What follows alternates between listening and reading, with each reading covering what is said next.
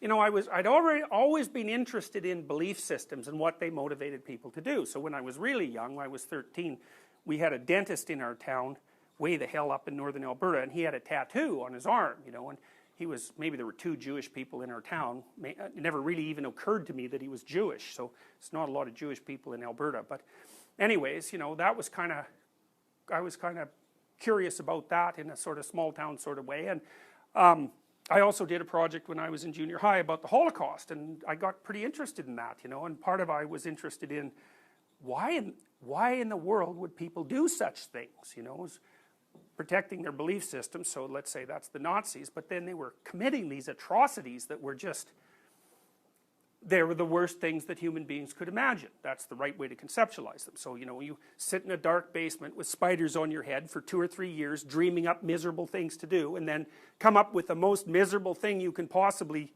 imagine, and then multiply that by 100, and have people do that. That's sort of what was happening in the concentration camps. And, you know, and there were places on Earth during the Second World War that were worse than the concentration camps. And if you want to read about those, you can read about, I think it's Unit 52. It was a Japanese medical experimental unit. Whoa.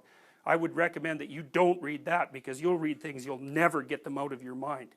So I was very curious about that. It's like, what the hell? Here we are arming ourselves to blow each other up, and maybe the whole planet, and it seems somewhat counterproductive, you know, even if you're a communist or a capitalist. It's like, being communist king of a burned out cinder seems to be a bad outcome, especially when you're suffering from radiation sickness and everyone you know is dead. And, you know, you could say same thing about the capitalist end of things. And then I also was curious, is like, well, why is this war of ideas occurring?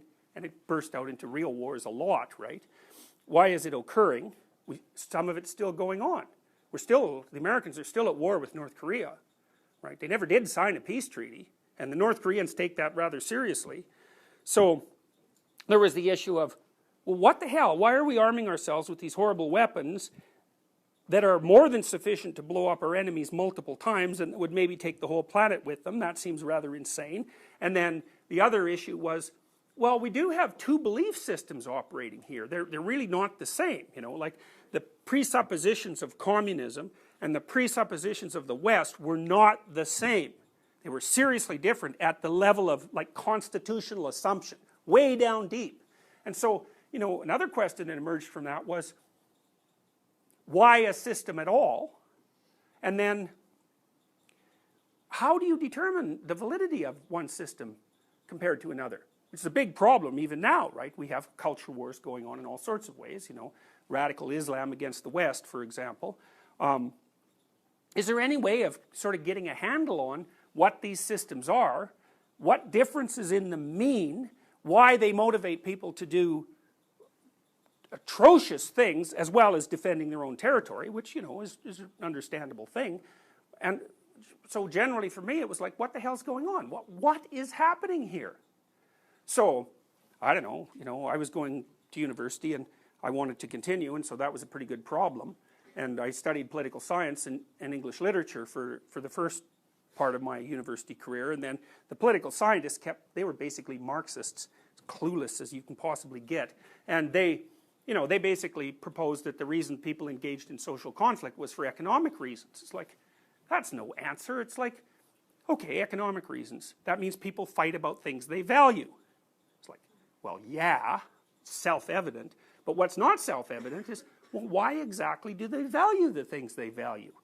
You know, because obviously people can live at very different levels of material plenty, you know, and I mean, there's people who live in the Amazon jungle and they basically have, from our perspective, they have nothing, and, you know, they're living away just perfectly fine. And then there's people, you know, in New York penthouses, and it's like, people are capable of adapting to situations where the variance in economic wealth is insanely large. And so the idea that we're fighting over scarce resources or something like that just struck me as stupid.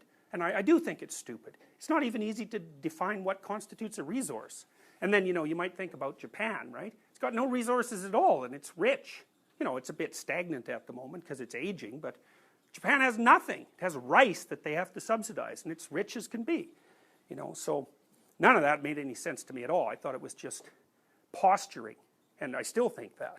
I think it's a ridiculous idea. It's shallow as can be. So then I thought, well, I'll study psychology instead.